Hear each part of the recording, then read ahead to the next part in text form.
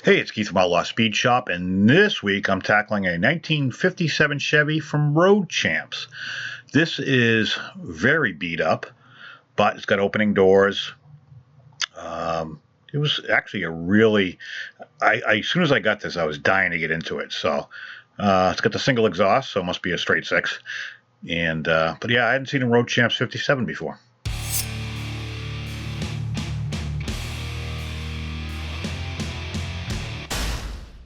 So yeah, this was given to me or sent along with a package from a subscriber, and we kind of discussed it. You know, he sent so many things to me. I wanted to do something for him as well, and he's like, "Can you do something with this?" And I'm like, "Yeah, sure, send it along."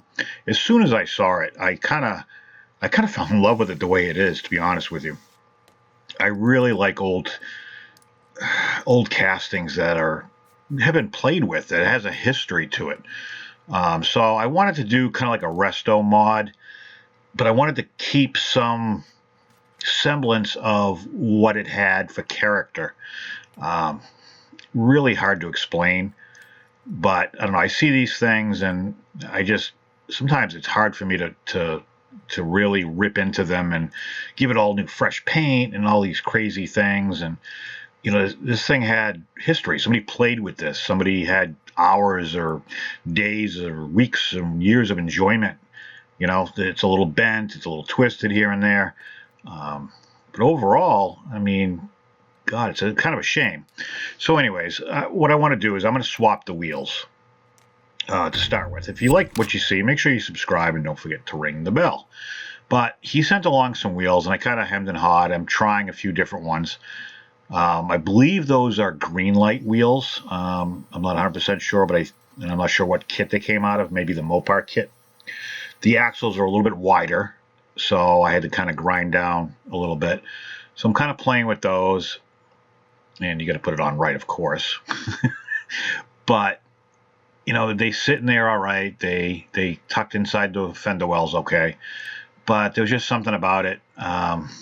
Kind of reminded me of those big gaudy, 32-inch rims on a Monte Carlo or something. So I started playing with some different combinations of other things that he sent me. He sent me some Kragers, or torque thrusts, I think they are, is what they're closer to than the Kragers. And they looked okay, but it wasn't my cup of tea. So I kind of delved into my stash, which I don't have a lot of left. I have a few things. So I kind of just hemmed and hawed. I don't think I showed it all, but I went through quite a few, putting them on and trying them, and like these ones will look kind of cool, but the rear tires were just really fat, and I could have cut into the frame or the chassis and shortened it a little bit or narrowed it, but I just didn't want to do that. So in the end, I end up, I think I went through maybe 6 sets trying to find the right one, and everything that looks really cool, but I didn't want to cut, which is odd for me because I usually want to cut everything. But I ended up going with these Steelies. I think they were period correct. It kind of fits the motif of what I was going after. There's just something about them. Something speaks to you, and you kind of try it, and it looks good, and you go with it. So I went with it, and in the end, the backs are a little bit wider. Here, I'm just trying to take the body was a little twisted. It's the only part that was really bad, except for the tail fin. So I just kind of squeezed it together, made sure the doors still opened, and got a little bit of that bow out. And it wasn't, you really couldn't see until you looked underneath the car and could kind of see it separated from the frame. And see, there's the fin. I don't know if that got stepped on or fell on the ground, or it was in a box with a bunch of other crap. So carefully, because this metal's the die cast is real brittle. You got one shot here, so as I do it 5 times, tempting fate. But I end up getting the fin pretty straight. And again, I'm not concerned about the body because I want to maintain some semblance of what it had. The chassis itself was very oxidized, and that kind of bothered me a little bit. And again, I kind of pick and choose what the hell I'm going to do with these. I know sometimes it makes no sense.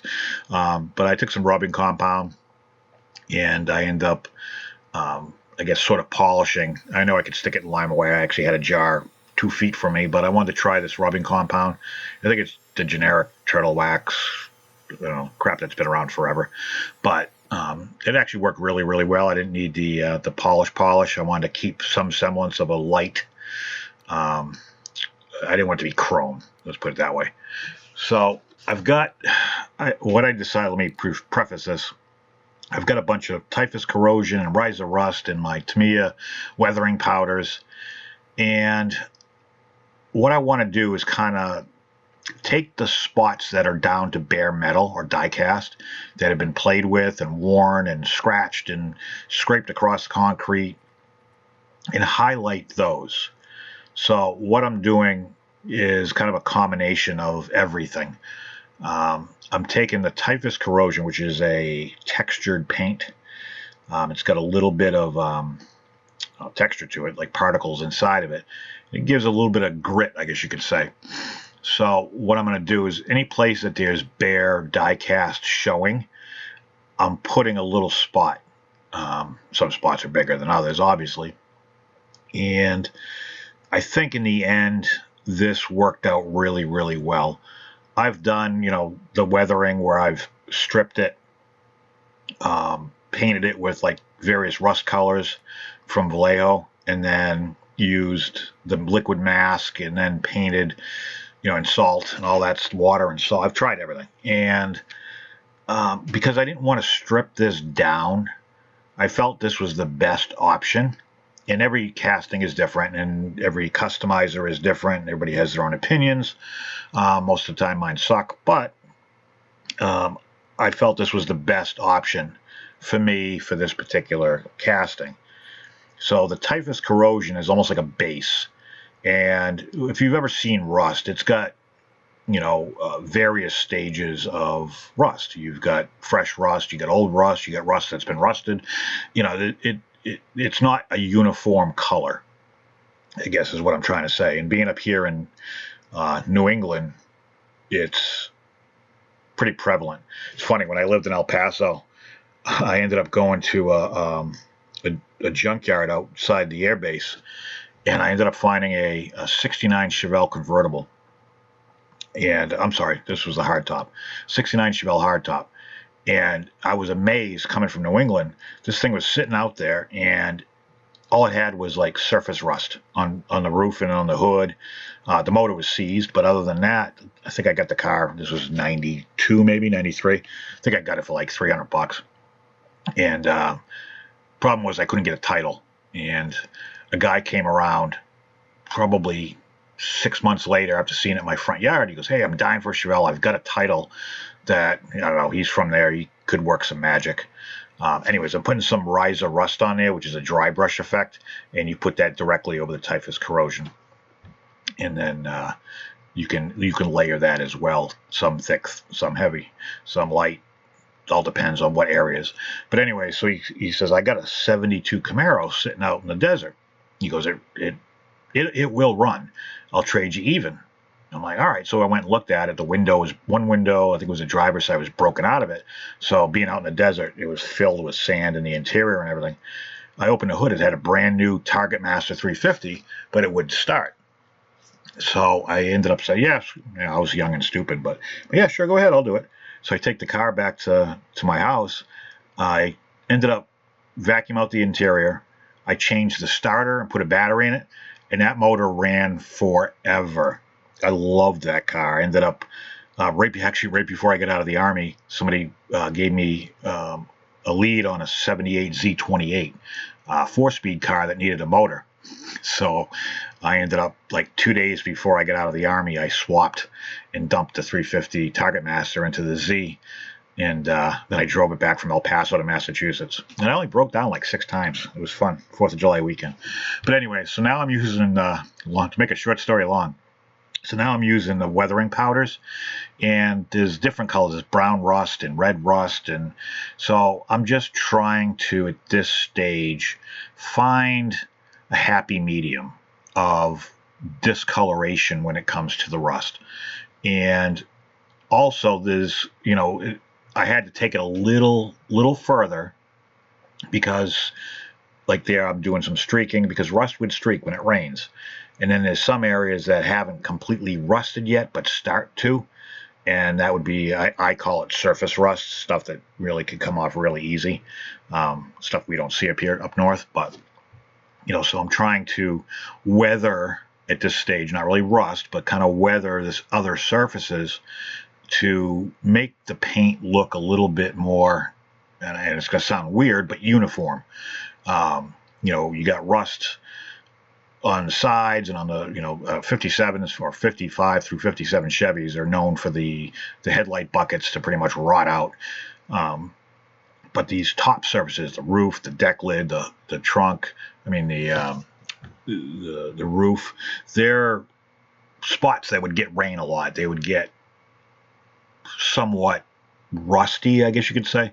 And with the heavier spots that I've already done to mask the original die cast, the rust would bleed underneath that. So that's kind of what I'm doing now. And again, this is a personal, I guess you could say personal perspective or artist flexibility on what I want to do. I could have stopped, but I just kind of wanted to get the whole thing looking like somebody pulled it out of the desert, put some rims on it, got the 6-cylinder running, and it just wants to drive it.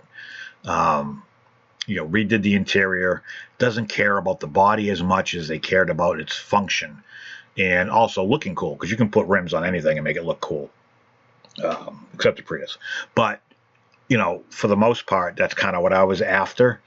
This thing had, based on the suspension, it had a straight 6, so it's probably, there's no shifter here, but probably 3 on the tree. So because the paint was already faded, I had a blue I wanted to do on the interior. Like the guy, pretty much is working from the inside out. So I freshened up the interior. I did, the blue, which is, I know it's a different shade of blue, and it looks worse on camera than it does in person. It actually looks really good. But the teal, I guess you could call, I'm colorblind anyways, but the teal of the 57, the way I'm looking at it is somebody redid it, freshened up the paints, going with a different color blue, starting with the interior. Once the body's done, it's going to be this color blue on the outside with the white tail fins, the moldings and everything else. So that's kind of where I was imagining it. When I'm doing my builds moving forward, I'm trying to, unless it's like a fantasy build, I'm trying to have a story behind it. Having owned so many vehicles throughout the years, I'm a sucker for project cars, and like I'm sure most of you are. Actually, if you guys have ever had a project car, and most of you will know what I'm talking about. You see something and somebody else looks at it like, wow, what a piece of crap that is. And you're looking at it going, that is the car. Imagine what I could do with that. And you take it home and you start working on it. If you guys have actually had one of those, put it in the comments down below. What was yours? Mine was my very first car was a 72 Chevelle. And that was kind of that. I saw it and I just fell in love with it. Everybody else looked at me like I had 8 heads. So, that's what I'm trying to do with some of these builds, is put a story behind it, because it makes it interesting. And although at the same time I could be boring the crap out of you, I don't know. But, just hit or miss with YouTube. Some of you's going to like it, some of you's going to hate it. I'm going to have hate comments and I'm boring and I sound like Howard Stern, or I don't know. But anyways, so I'm using the Citadel paints, which I use a lot of. And here I'm using it's a null oil, but it's a black wash to try to get. Actually, this is the Abaddon black. I'm sorry, I'm jumping ahead of myself. The front bumperettes, I'm trying to hit those, and I'm adding some detail. I didn't chrome the bumpers yet. It's, again, a project car type of thing. So I'm going to do the bumperettes. I'm going to add a little null oil to the grill assembly to give it some depth. Actually, here it is now. And again, that's just a wash, which you can make with, you can make it yourself if you wanted to. I buy it from Citadel. It just works out. My local hobby place has it as well. So kind of I like supporting those guys as well, so I try to buy all my paints and stuff from there, where I used to get them on Amazon. And especially now with all this COVID bullshit going on, it's hard to, everybody needs the money, as far as these shops go, so they're struggling. So support your local hobby place. Go in and check them out. Just stay away from the RC cars, because it's a rabbit hole and you can end up spending a fortune. Trust me, I know.